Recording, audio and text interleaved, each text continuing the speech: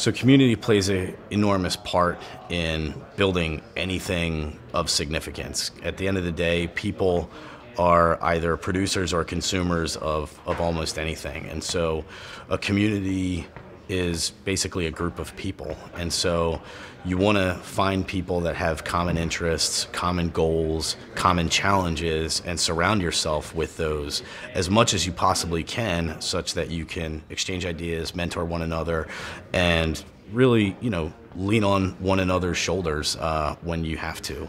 And for me, community has been a huge part of so much of what I've done over the last 8 or 9 years. When I first started working out of Independence Hall, I was super excited to join that community.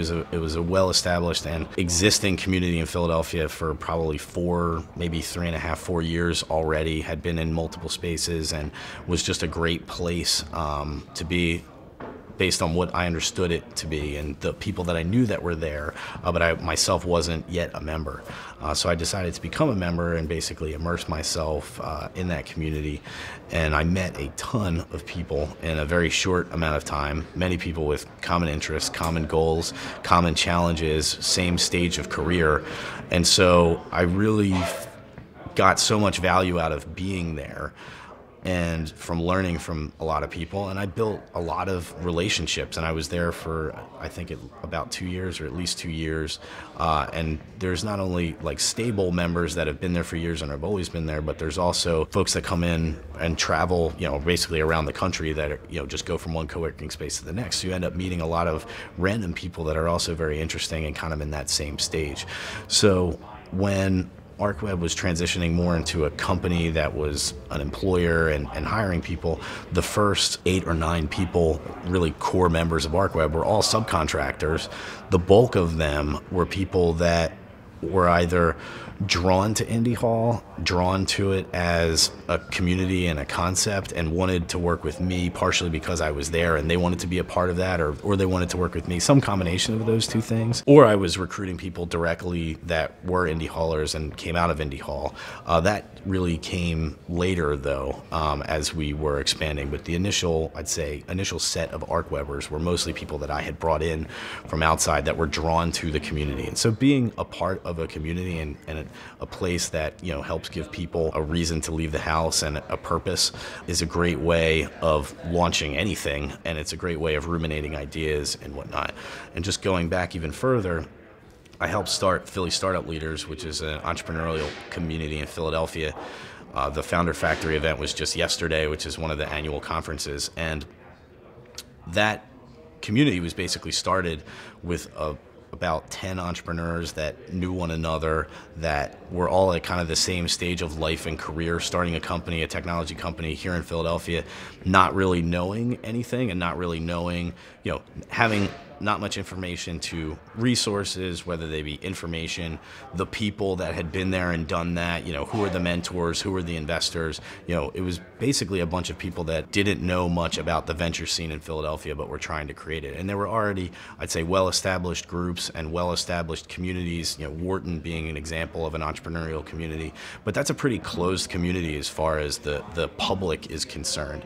You can't just knock on the door of Wharton and go to any event that you want there. There was really a need to have a collaboration among people that, didn't have an invitation into Wharton or didn't have an invitation into some of the other places to hang out and exchange ideas. So that ended up being a monthly bar hangout, basically people going to a bar for happy hour and hanging out monthly, and then over time becoming really not only a physical community, but also a digital, electronic, social network of sorts, and now is a pretty big support organization. So I've always done what I can to surround myself with people that have similar interests, problems, etc., and it's been a huge part of my success, if you want to call it that, and my career, and most of the good things from it. And a lot of the people that I met in Philly Startup Leaders have now become my customers. If you take, probably 10 of the big startups in Philadelphia, we probably have half of them as customers, and that's because of the relationships that I built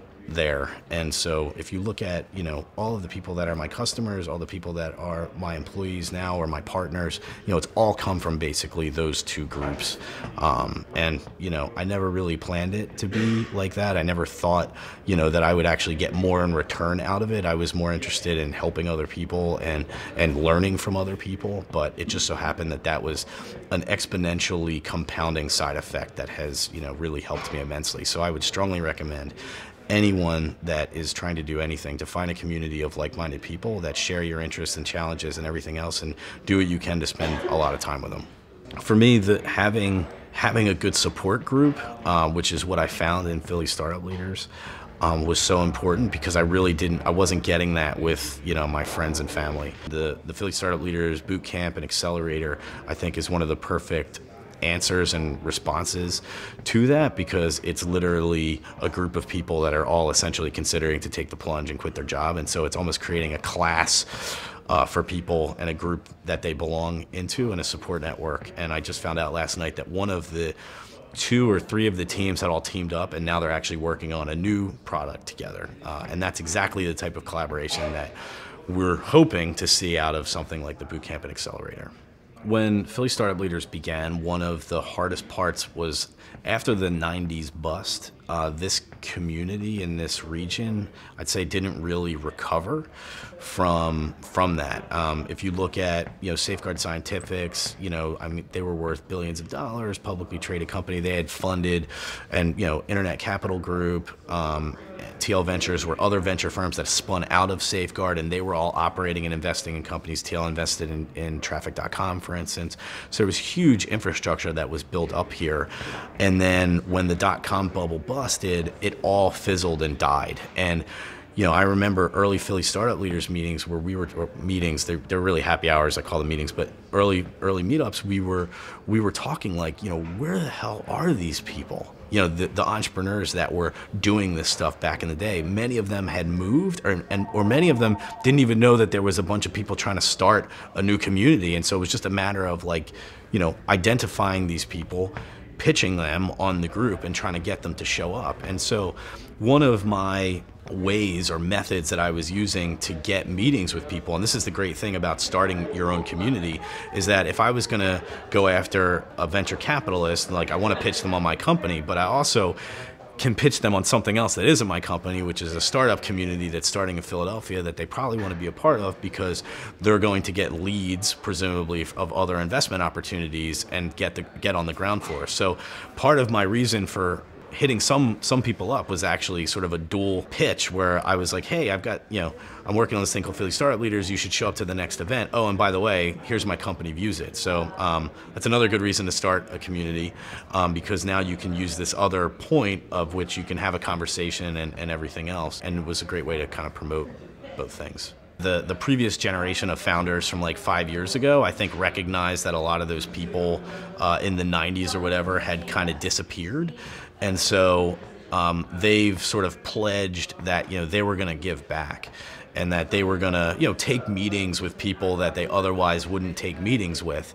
And, just because they wanted to help them out. And so I really think that the culture of giving back has really pervaded in such a way, because there was a belief early that no one was giving back. And so everyone recognized how important that was. So now take 5-7 years later, now the people that were, the schmoes that were starting their first company that nobody knew, now have some companies and are doing and have traction and are doing well. They've already got ingrained in their minds, I need to give back to the next generation. And that's why I think Philly is on such a huge ramp up and is continuing.